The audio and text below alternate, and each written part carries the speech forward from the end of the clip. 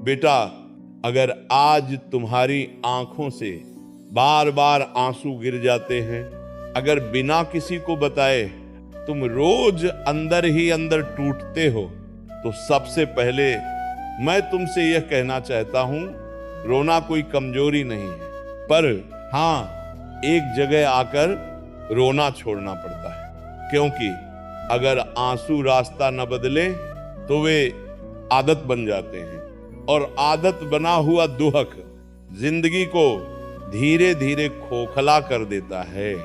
आज मैं तुम्हें कोई दिलासा नहीं दूंगा। आज मैं तुम्हें एक ऐसा सत्य सुनाऊंगा जो अगर हृदय में उतर गया ना, तो तुम फिर अपने आंसुओं के वही इंसान नहीं रहोगे।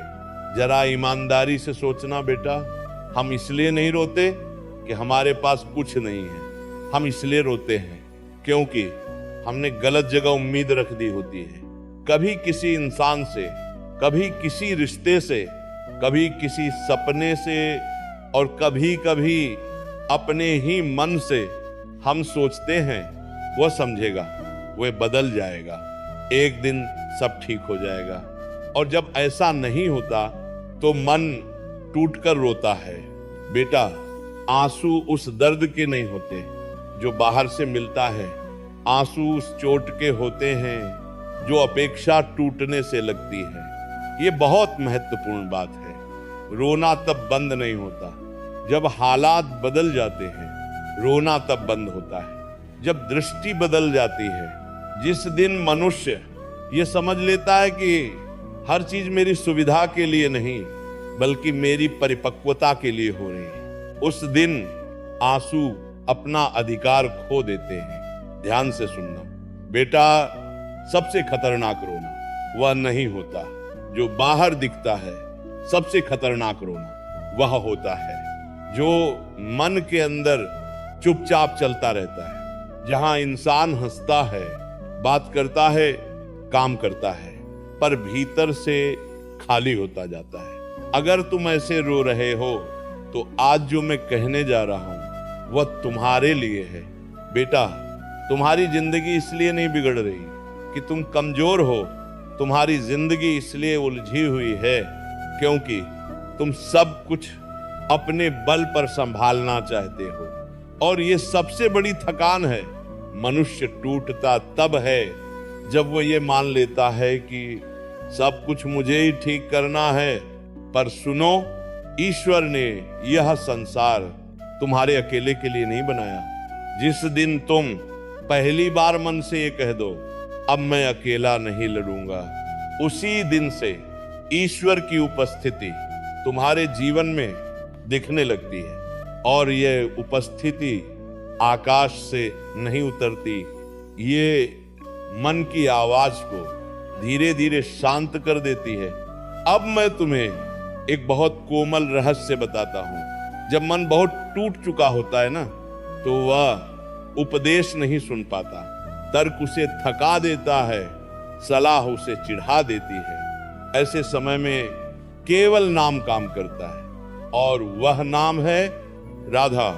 बेटा, राधा नाम मन को सुधारने नहीं आता, वह मन को सहारा देने आता है। जब तुम कहते हो राधा, तो तुम यह स्वीकार करते हो कि अब मैं नहीं जानता कि क्या सही है, अब तू जानती है। और यही स्वीकार जीवन का सबसे बड़ा मोड़ होता है। रोना छोड़ने का अर्थ यह नहीं कि अब दर्द नहीं होगा, रोना छोड़ने का अर्थ यह है कि अब दर्द तुम्हें परिभाषित नहीं करेगा। अब दुख आएगा पर तुम्हें तोड़ेगा नहीं, अब रिश्ते टूटेंगे पर तुम्हें कड़वा नहीं बनाएंगे, अब असफलता आएगी पर तुम्हें अपने आप से नफरत नहीं कराएगी। एक व्यक्ति था, बहुत भावुक, बहुत सच्चा। लोग उसे कहते तू बहुत कमजोर है। वह हर रात तकिए में मुंह छुपा कर रोता। एक दिन उसने बस इतना किया, रोते रोते राधा नाम लेना शुरू किया। पहले आदत में, फिर आवश्यकता में, और फिर आनंद में।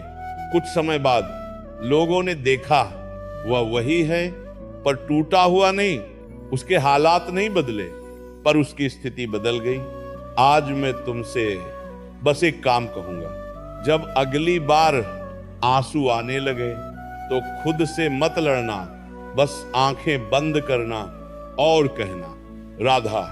कोई गिनती नहीं, कोई नियम नहीं, बस नाम।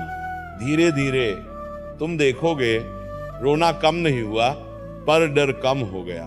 और जहां डर चला जाता है वहीं से जीवन बदलना शुरू होता है। बेटा, आंसू इस बात का संकेत है कि तुम्हारा मन अब और भार नहीं उठा सकता।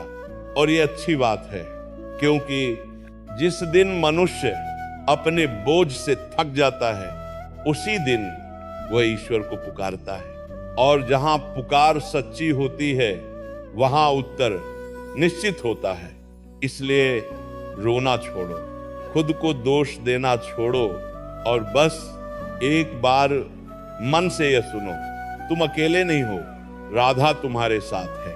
और जहां राधा है वहां कृष्ण है। बाकी सब धीरे धीरे अपने आप ठीक हो जाएगा।